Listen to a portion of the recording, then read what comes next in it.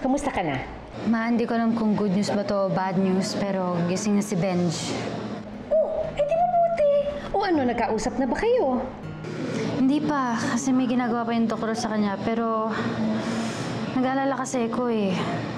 Ngayong gising na siya, I'm sure hanapin niya na naman si Sunshine. Huwag kang ang nega. Suportado ka naman ni Vicente.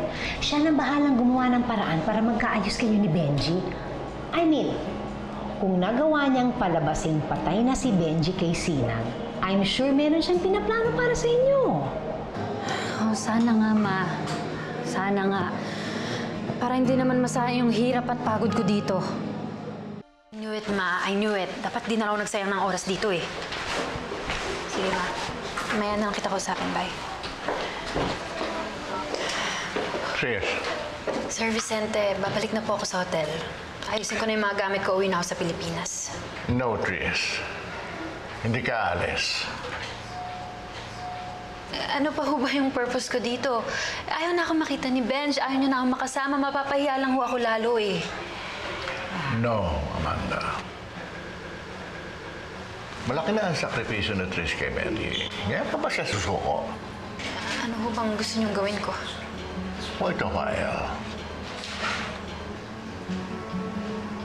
Just wait a while. Meron akong plano.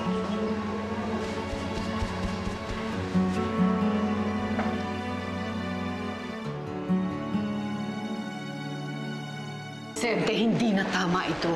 Sobra ng pagsisinungaling ang ginagawa natin. Ginawa ko lang ito para kay Benji. Ano gusto mo?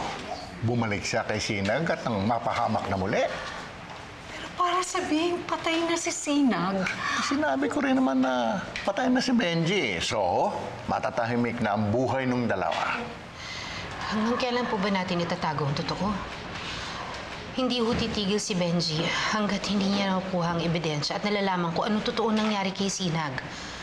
Kaya nga, kailangan nating magkaisa. Tulungan natin si Benji na matanggap niya ang lahat. Kailangan ko ang inyong kooperasyon. At, Tris,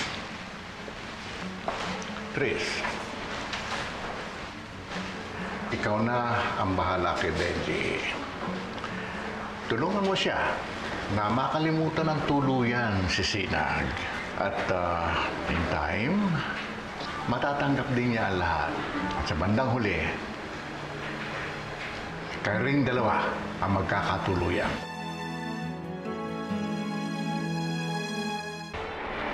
Benj, ba't bumangon ka na?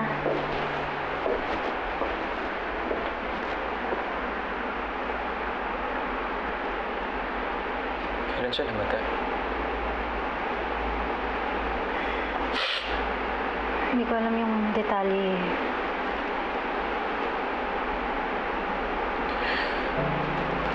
Kailangan ko makausap ang pamilya ni Sinag. I don't think that's a good idea. Gusto kong malaman kung saan siya nakalibing.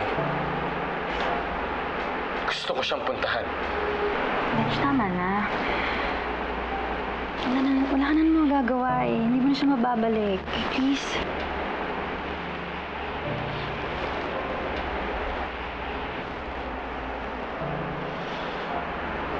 Hindi ko na nga siya mababalik. Alam ko yun.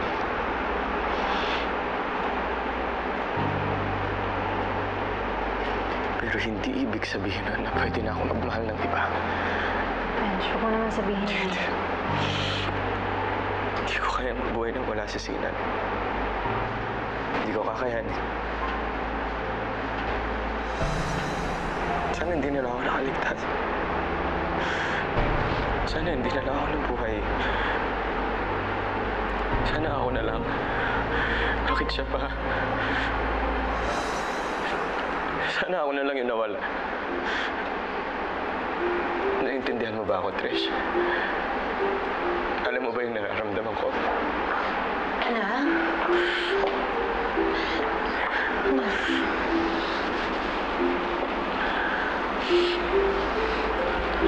Sakit. Sakit eh.